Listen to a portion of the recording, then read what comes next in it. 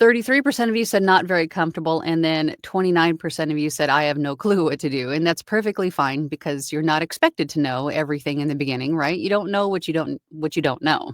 You don't know what you need to know unless you ask the questions, right? So for those of you that are in the not very comfortable and I have no clue what to do, I'm hoping that something said today can help push you forward and get you out of that, either that stuck stage or that procrastinating stage and get you moving forward.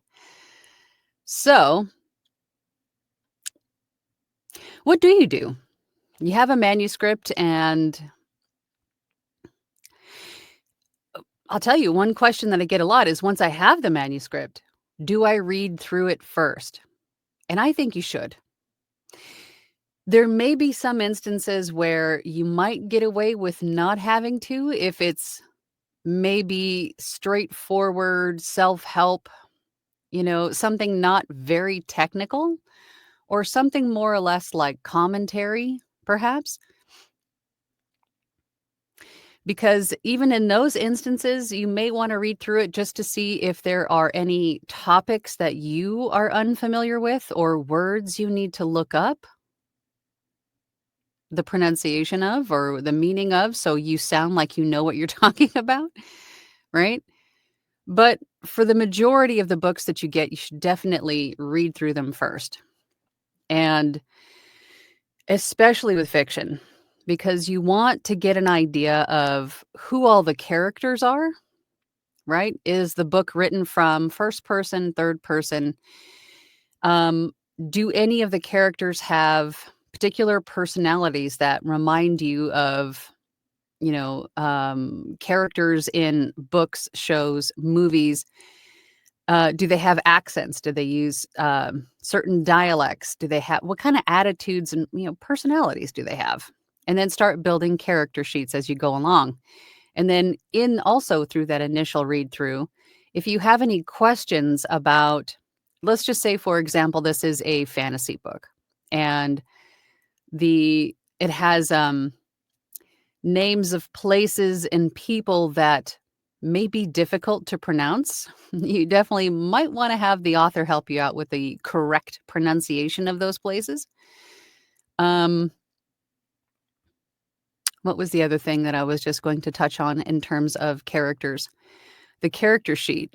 Um, it would help to take notes on each character, meaning background, who they are related to the antagonist, protagonist, the main characters, whomever. Accents again, dialects. If they remind you of someone from a movie or from a show, then you could even put a picture of that person in the character sheet to remind you.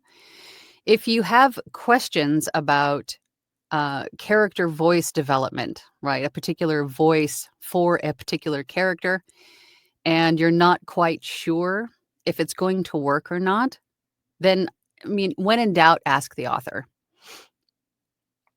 This is a team effort, and a lot of the times the author will rely on you as the professional to come up with these things, but authors will have input. And, if you think about the author spending months, if not years, writing this book, poring over it, blood, sweat, and tears, investing money into editors and all of the things, they're going to have input on these character voices too. So, the prep work is definitely going to be needed. Oh, that was the other thing. Highlighting.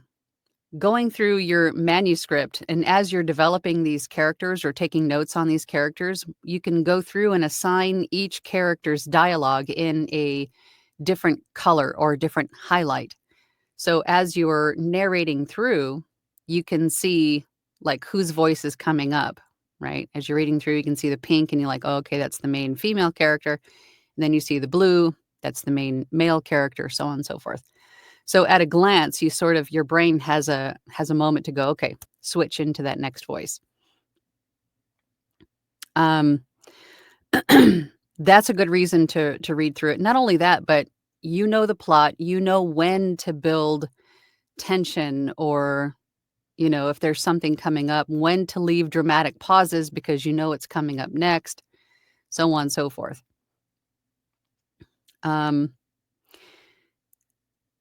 There's nothing worse than discovering that your main character has a Scottish accent in chapter 10. If you haven't read through it before and knew that he had a Scottish accent. And so then now, if you didn't read through it before, you have to go back and re-record the first 10 chapters in a Scottish accent. So it's always a good idea to read through the book first.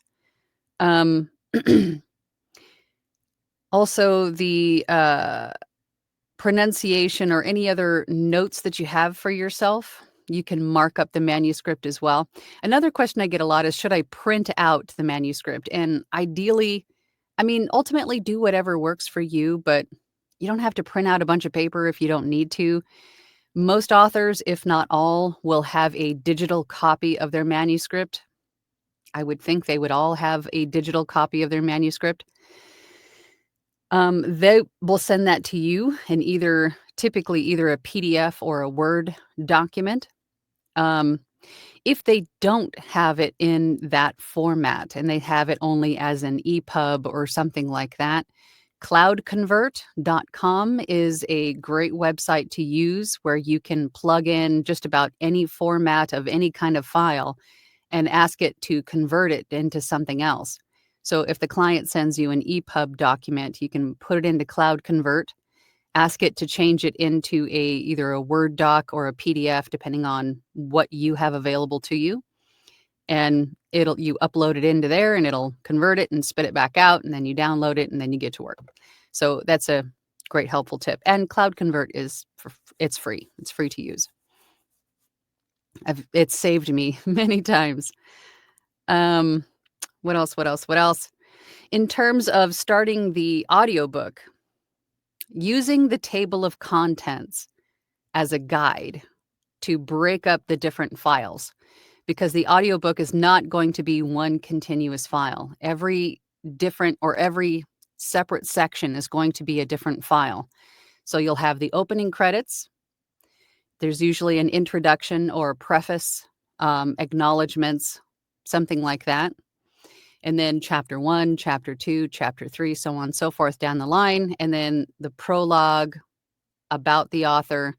And typically the about the author or acknowledgments, dedication, things that aren't typically included in an audiobook, ask the author if they want those included as well. Some do, some don't. But what else is there? Oh, like a prologue, usually at the end. Citations and references are not included in an audiobook. Glossaries are not included in an audiobook. Is there anything else that's typically included in the end? If I'm forgetting anything, just ask. And then after all of those, you'll have the closing credits, and then there's usually a retail sample. And the retail sample is, I typically use like a 5-minute section of the introduction, because that's usually a snapshot of what is going to be learned, or what the book is about. So I'll typically use a little snippet of the introduction for the retail sample. What else? If there's anything I'm forgetting or anything you have a question about, please put it in the chat. But